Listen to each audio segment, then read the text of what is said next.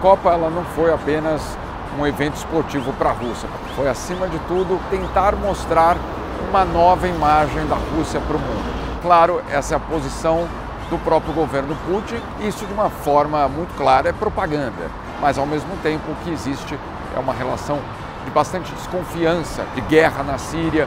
Então, sim, a Copa pode ajudar a suavizar a imagem da Rússia no mundo, mas muito dificilmente ela terá um impacto decisivo sobre o que o Ocidente, em termos políticos, pensa da Rússia. Curiosamente, a popularidade do Putin dentro da Rússia caiu durante a Copa do Mundo. Apesar do bom desempenho da seleção russa, a população ela basicamente não comprou a ideia de que um evento como esse legitima ou dá um cheque em branco para o governo. Os russos saíram às ruas, festejaram, comemoraram, beberam, conheceram estrangeiros, aqueles estrangeiros que o Putin dizia que eram os inimigos. E de repente eles descobriram que essa liberdade não é tão ruim assim. Acho que a Copa ajudou a quebrar alguns estereótipos que a gente tinha do povo russo. A gente chegou aqui com a expectativa de que eles eram muito mal-humorados, até ríspidos com estrangeiros, e isso não se verificou na prática. Eles foram muito gentis, então mostrou uma disposição para ajudar o estrangeiro que a gente não esperava encontrar. Pouco mais fechado e mais sério que o brasileiro, é verdade, mas tão receptivo quanto.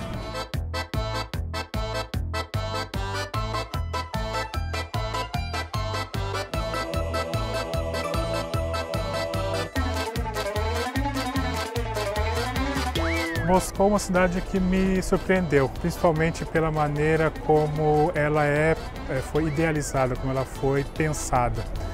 A gente percebe que existe uma preocupação muito grande em facilitar a mobilidade das pessoas. O metrô, que é o principal meio de transporte aqui de Moscou, ele percorre a cidade toda. Eu acho que é básico numa cidade grande. A interligação do transporte, né?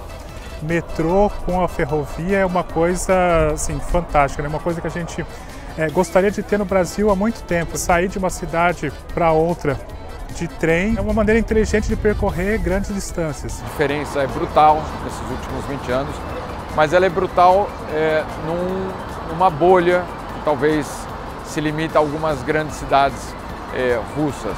Moscou, São Petersburgo, que de fato existe uma melhoria real da infraestrutura, mas ao mesmo tempo, e é isso que nós na Copa do Mundo não vimos, porque obviamente foi muito bem maquiado, o que nós não vimos foi o fato de que a pobreza aumentou na Rússia nesses últimos anos. São os dados do Banco Mundial. Se isso aconteceu, é porque nem todos estão se beneficiando da mesma forma desse desenvolvimento. Foi uma realidade assim preparada para o turista, preparada para quem veio assistir a Copa do Mundo. A gente sabe que na região, nas regiões periféricas, fora desse centro de Moscou, a realidade é um pouco diferente. A dúvida que fica é se essa organização, se essa limpeza, se essa boa convivência com as pessoas foi só para a Copa ou se ela permanece fora desse período de exceção, né, de festa, de grande chegada de turistas.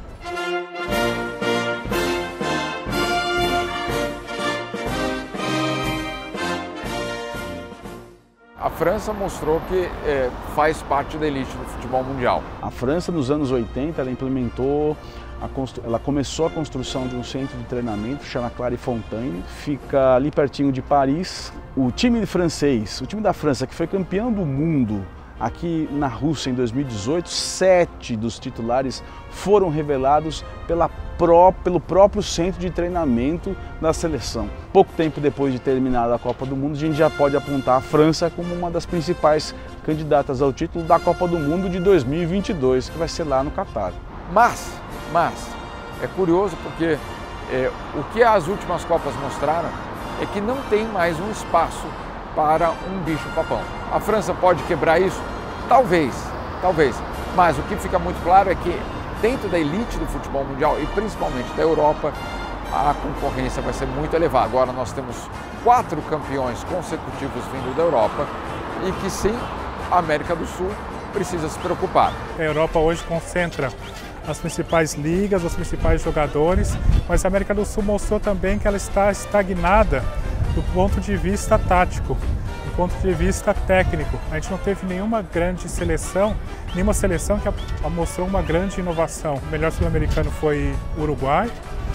E é muito pouco, né, para uma região com essa quantidade de craques, que ainda é exportadora. Lionel Messi no Barcelona, Neymar no Paris Saint-Germain, Cavani no Paris Saint-Germain, Luis Suárez no Barcelona. O que eu acredito é num atraso no desenvolvimento do futebol.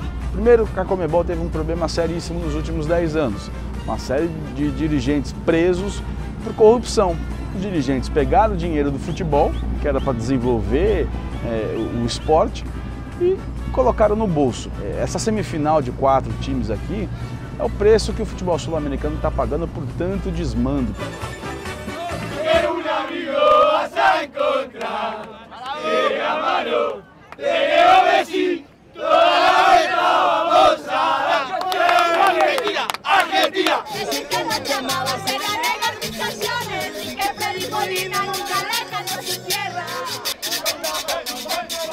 O que também é importante dessa Copa do Mundo é que ela é a primeira desde as prisões dos cartolas da FIFA, desde aquele caos todo de corrupção. E existia uma grande dúvida: será que a FIFA vai voltar a ter algum tipo de credibilidade com os patrocinadores? Sim, o futebol tem um poder extraordinário de recuperar esses patrocinadores. Não foram os mesmos das últimas Copas. Hoje, 12 deles, 12 dos 20, foram russos ou chineses. Né? Algo bem diferente do que acontecia por exemplo, há 4 anos ou há 8 anos, que o Ocidente era o maior patrocinador da Copa. A estrutura de poder da CBF, como ela está organizada hoje, prejudica a seleção, prejudica a comissão técnica. A CBF hoje tem 3 presidentes. Tem um presidente de fato, né, que é o Marco Polo Del Nero, que está no Brasil e que está banido do futebol, mas é quem manda ainda.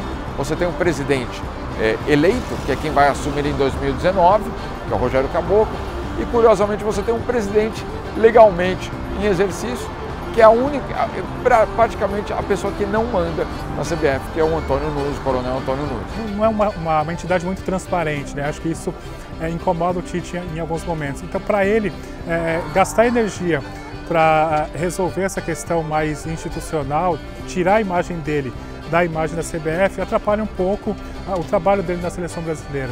Nos últimos anos, o futebol brasileiro foi presidido apenas por gente que teve uma série de complicações na justiça. Isso não é pouca coisa. E a pergunta que vai vir para você vai ser sempre em relação a se você concorda ou não com o que o seu presidente está fazendo. Então fica difícil, fica conturbado, fica pressionado, o ambiente fica mais carregado. Eu acho que esse também é um dos motivos para a seleção brasileira não conseguir desenvolver seu potencial em 100%.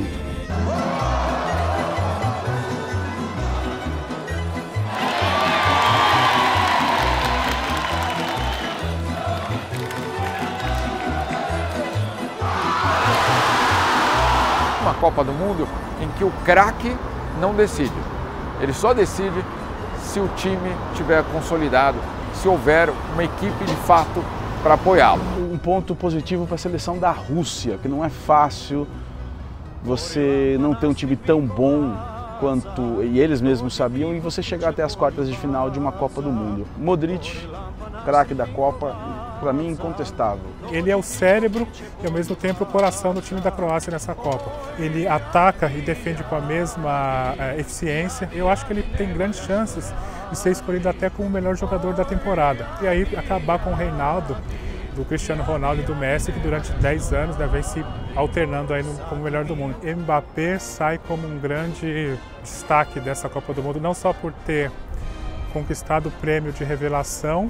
Ele foi um exemplo da campanha consistente e regular que a França teve ao longo de todos os jogos. Passou por adversários difíceis, ganhou da Argentina, ganhou do Uruguai, ganhou da Bélgica, e o Mbappé ele foi sempre regular, né? Se ele não foi espetacular, ele conseguiu manter uma linha reta. O Mbappé pode muito bem ter mais 3 ou 4, quem sabe, Copas do Mundo. Vai ser difícil chegar nessa quarta aí. Ele teria aí lá já perto dos 37 anos. Mas mais 3 Copas do Mundo, com certeza o Mbappé vai disputar.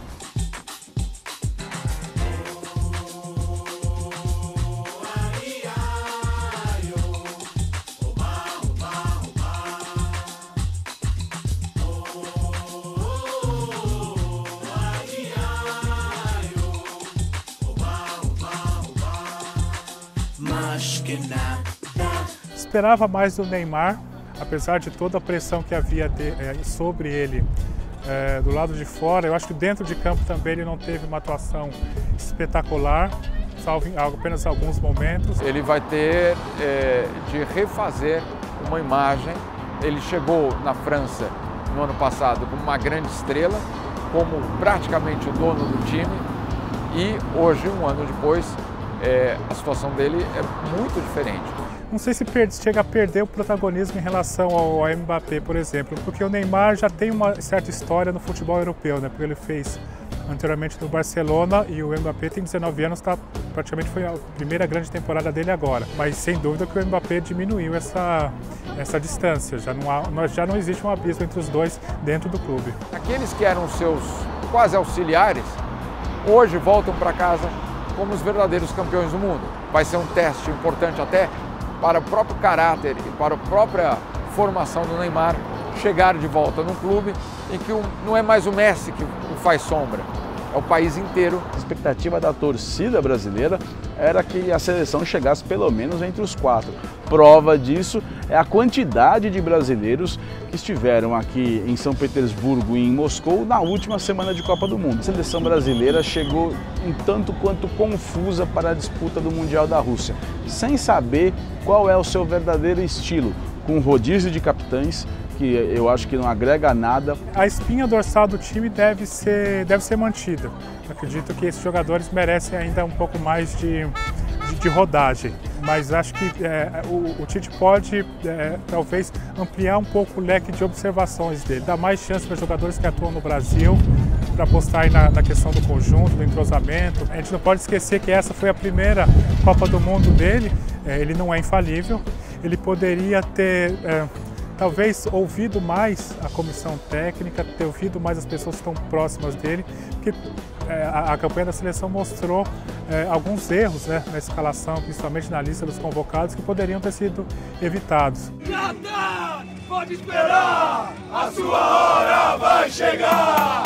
Qatar, pode esperar, a sua hora vai chegar!